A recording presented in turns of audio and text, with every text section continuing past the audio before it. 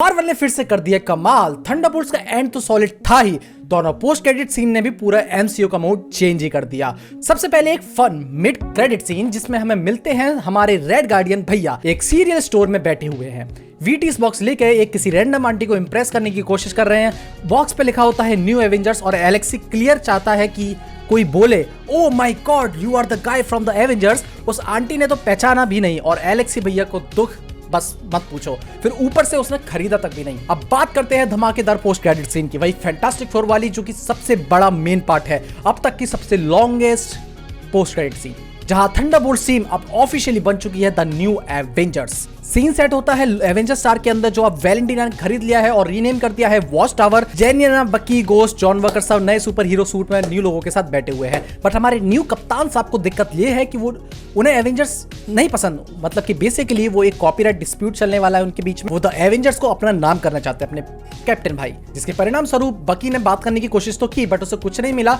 इसी वजह से उन्हें खतरा है कि अब क्या होगा, कि मतलब लोग उन्हें एक तो एक्सेप्ट भी नहीं कर रहे हैं कि द एवेंजर्स असली वाले कोई और हैं, ये न्यू एवेंजर्स हैं। इसे बेसिकली लोग ट्विटर, इंस्टाग्राम सब पर उन्हें ट्रोल कर रहे हैं। अगर रियल लाइफ में भी ऐसा होता, मतलब अगर अपने ही रियल लाइफ में देख लो तो हम लोग भी एक्सेप्ट नहीं करेंगे उन्हें एज अ एवेंजर्स। बट तभी अपने मतलब रेड गार्डियन भाई साहब आते हैं और अपनी टी शर्ट दिखाते हैं जहाँ न्यू एवेंजर्स जी लिखा होता है, बेसिकली एवेंजर्स बोलते हैं उसको वो, जिससे कि वो कॉपीराइट डिस्प्यूट ना हो। मतलब बेसिकली वो बंदा जब भी स्क्रीन पर आता है मजा आ जाता है। बट एक चीज़ जो सबसे ज़्यादा तुम लोग चाहते होंगे जानना कि बकी क्यों द न्यू एवेंजर्स में शामिल हो गया, तो बेसिकली इसके पीछे का पार्ट ये है कि बकी जितना भी पॉलिटिकल करियर चलाने की कोशिश कर रहा था वो नहीं चला पा रहा, उसमें बैठ भी नहीं पा रहा था। बट जब उसे new identity as a new superhero मिल रही है तो वो उस अपॉर्चुनिटी को बिल्कुल नहीं खोना चाहता। इस वजह से उसने एज अ अपॉर्चुनिटी देखा इसको। तो अब इस पोस्ट क्रेडिट में सीन में आगे बढ़ते हैं जहां पर कॉर्नर में बैठे हैं हमारे बॉब यानी सेंट्री। लेकिन अब वो क्लियरली बोलता है मैं फ्लाई नहीं करूंगा वरना द वॉइड वापस आ जाएगा, विच क्लियरली मीन्स दैट अगर तुम सेंट्री बनोगे तो तुम्हारे अंदर का वॉइड भी जगेगा और वो दोबारा से वॉइड आ गया तो वो दोबारा गलती नहीं करेगा। और वो ये भी बोलता है कि मैं डिशेस कर लेता हूं बट स्काई में नहीं उड़ूंगा।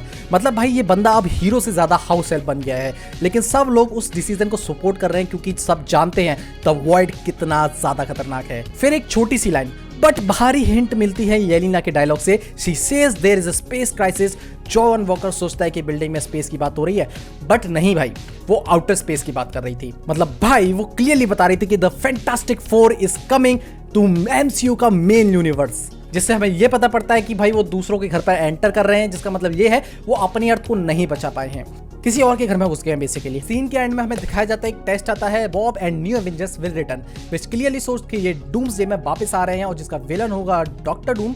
बट ये हमें पहले से कास्ट अनाउंसमेंट में बता दिया था कि डॉक्टर डूम की जो मूवी होगी उसके अंदर ये पार्ट होंगे उसका, तो नथिंग्स न्यू। तो गाइस थंडरबोल्ट्स ने खोल दिया एक और नया चैप्टर एमसीयू के लिए और मुझे लगता है ये बहुत ही खतरनाक ट्विस्ट, स्मार्टेस्ट मूव हो सकता है एमसीयू का।